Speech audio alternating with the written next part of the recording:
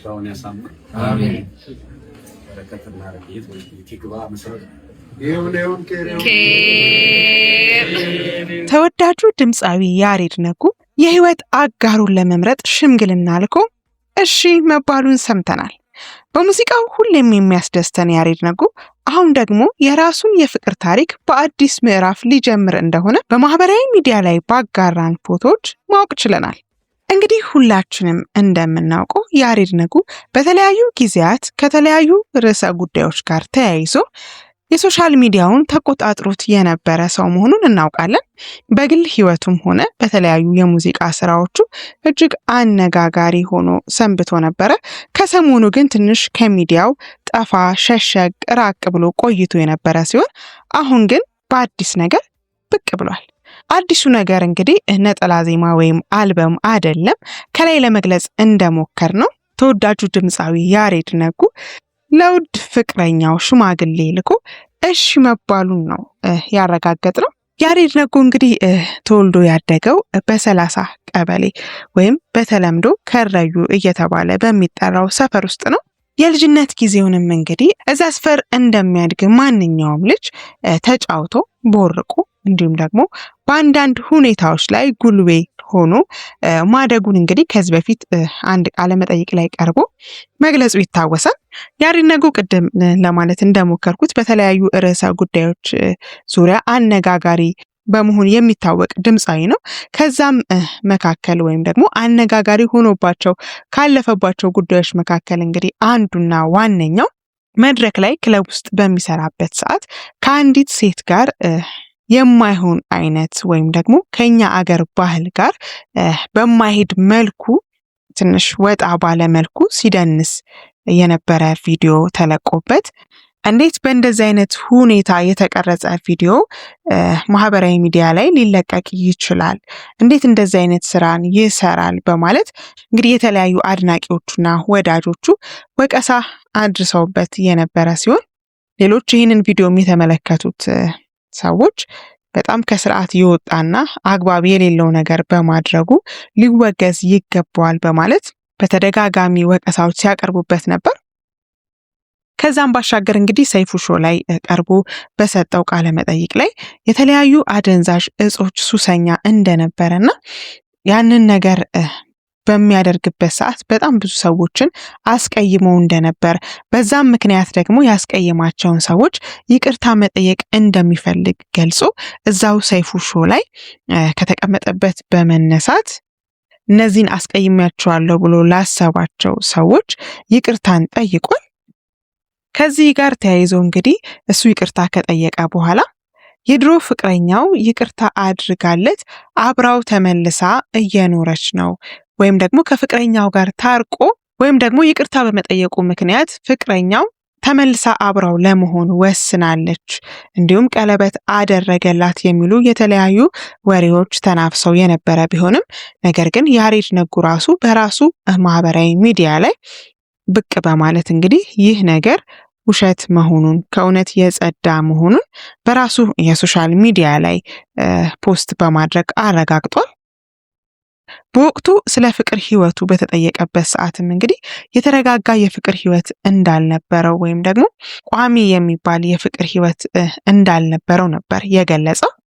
ከዚህም ጋር ተያይዞ እንግዲህ የተለያዩ ሀሳብ አስተያየት ሰጪዎች ከሙያው ጋር በተያያዘ እንደሆነ ቋሚ የሆነ የፍቅር አጋር ያጣው አስተያየት ሲሰጡ ሰንብተው ነበረ። ሆኖም እንግዲህ ያ ሁሉ ጊዜ አለፈና ዛሬ ትልቅ የህይወት ምዕራፍን ለመጀመር በመወጠኑ እንግዲህ ሽማግሌ ልኮ እሺ መባሉን ሰምተናል። ያሬድ ነጉ እንግዲህ ከዚህ በፊት ይታማባቸው ከነበረባቸው ጉዳዮች መካከል እንግዲህ በሁለተኝነት የምናየው የሙዚቃ ስራዎቹን ነው። አብዛኞቹ የሙዚቃ ስራዎች ከአፍሪካ ሙዚቃዎች የተቀዱ ናቸው።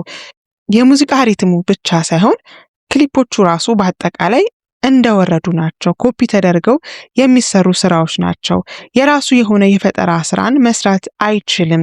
ሁሌም ቅጂ ነው የሚሰራው ወይም የሌሎችን ሰዎች ስራ ነው ኮፒ እያደረገ የሚሰራው በመባል ነበር እንግዲህ ሲተች የነበረው። ከዛም ባለፈ የተለያዩ ነጠላ ዜማዎችን ሲያደርሰን ቆይቶ ባሳለፍነው አመት ዳታን የተሰኘ አዲስ አልበም ይዞልን ብቅ ብሎ የነበረ ሲሆን እናም ዳታን የተሰኘው አልበም ገና ሙዚቃው ሳይሰማ ፖስተሩ እጅግ አነጋጋሪ ሆኖ ቆይቶ ነበረ። ምክንያቱ ደግሞ እንግዲህ ዳታ ላይ ፖስተሩን እንደምታዩት ፊቱ የታሸገ ወይም ጉዳት የደረሰበት ሰው እንደሆነ በፋሻ የተጠቀለለ ፊት ነውና ቀይ ሙሉ ሱፍ ለብሶ ነው የሚታየው ፖስተሩ ላይ። ይህንን አለባበስ ደግሞ ከዓመታት በፊት የህንድ አክተሩ የነበረው ሻሩክ አንድ ፊልም ፖስተር ላይ ተጠቅሞት የነበረ ሲሆን ከዛ ውጪ ደግሞ የሆሊውዱ ሙዚቀኛ ዊኬንድ ራሱን በሚባል ሁኔታ ለብሶት እንግዲህ አንድ አዋርድ ላይ ተገኝቶ እንደነበር ተመልክተናል። ከዚህ ጋር ተያይዞ የሙዚቃ ክሊፖችን ይኮርጅ፣ እንዴት አለባበስን አንድም ነገር ሳይቀይር ይኮርጃል? መቼ ነው ይሄ ልጅ የራሱን የሆነ ነገር የሚጠቀመው? በማለት ብዙ ትችቶች ቀርበውበት ነበረ። በነገራችን ላይ አልበሙም ቢሆን ያን ያህል አልተደመጠለትም ወይም ደግሞ አልተሰማለትም። በራሱ ዩቲዩብ ቻናል የለቀቀው ዳታን የተሰኘው አልበም እንደተለፋበት ዋጋ እንደተከፈለበት ስራ ያን ያህል ሳይታይለት ቀርቷል። ከዛ በኋላ ያሬድ ነጉ ከብዙ ነገሮች ጠፋ ብሎ ነበረ። ከዛ በፊት ግን ላነሳላችሁ የምወደው አንድ ነገር ቢኖር ያሬድ ነጉ በደቡብ ክልል በጋሞ ዞን ደርሶ በነበረው አደጋ ምክንያት እንግዲህ ጉዳት ለደረሰባቸው ሰዎች የተለያዩ እርዳታዎችን ሲያደርግ ነበረ። በዛም እንግዲህ የተለያዩ ምስጋናዎችን ተችሮታል። በሰዓቱ እዛ አካባቢ በደረሰው የመሬት ናዳ አደጋ ምክንያት የተለያዩ በጎ አድራጎቶችን ሲያደርግ የነበረው ያሬድ ነጉ ያንን ችግር ወይም የደረሰውን አደጋ ካየ በኋላ ከባድ የሆነ የመንፈስ ጭንቀት አድሮበት ወይም አጋጥሞት ታሞ ነበረ።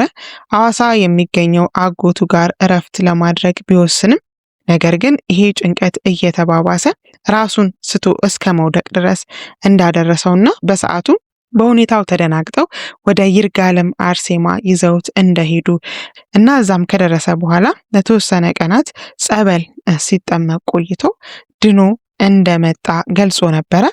በእርግጥ ሁኔታውን እንኳን በአካል ላየው ሰው አይደለም እንዲሁ ከሩቁ እንኳን የተፖሰቱትን ነገሮች ለምናየው ሰው እንኳን ከባድ የሆነ ጭንቀት ሊያጋጥመን እንደሚችል እርግጥ ነው። ቦታው ላይ ሆኖ ደግሞ እሱ አስክሬን እያነሳ የተጎዳ ሰው እየረዳ እያየ ስለነበረ ይሄ ሁኔታ ማጋጠሙ የሚገርም አይደለም። እውነት ነው፣ ከባድ የሆነ ሁኔታ ውስጥ ነበር የነበረውና እንግዲህ እሱ ራሱ እንደገለጸው በይርጋለም አርሴማ ጸበል ተጠምቆ ከዛ ሁኔታ ውስጥ መውጣት እንደቻለ ገልጿል። በቅርቡ ግን እንግዲህ ጥፍት ብሎ ከቆየ በኋላ አንዳንድ ጭምጭምታዎች እየተሰሙ ነበረ። እሱም ደግሞ ምንድነው ከተለያዩ የፕሮቴስታንት ፓስተሮች ጋር እንዲሁም ደግሞ መዘምራን አገልጋዮች ጋር አብሮ በመታየቱ የተለያዩ ፎቶዎች ከነሱ ጋር ተነስቶ በመታየቱ ምክንያት ያሬድ ነጉ እምነቱን ቀይሯል የሚሉ የተለያዩ ጭምጭምታዎች እየተሰሙ ነበረ። ነገር ግን እስካሁን እርግጥ ነው ይህ ነው የተባለ ትክክለኛ መረጃን ማግኘት አልቻልንም። እንደሰማን ለእናንተ እንደምናደርሳችሁ እርግጠኞች ነን። እንግዲህ ያሬድ ነጉ የጀመርከው የህይወት መንገድ የሰመረ የተቃና መጨረሻው ያማረ ከዓይን የተደበቀ የተሸሸገ እንዲሆንልህ እንመኛለን። ነበሩ ከመባል ኖሩ የሚባልን ህይወት እንዲሰጥህ አብረው አረጁ ጃጁ የሚባለውን አይነት ህይወት እንዲሰጥህ እንመኝልሃለን። ፈጣሪ ትዳርህን የአብርሃምና የሳራ እንዲያደርግልህ እየተመኘን ዛሬ የያዝነውን መረጃ ከወዲሁ አገባደድን። መልካም ጊዜ፣ ቸር ያሰማን።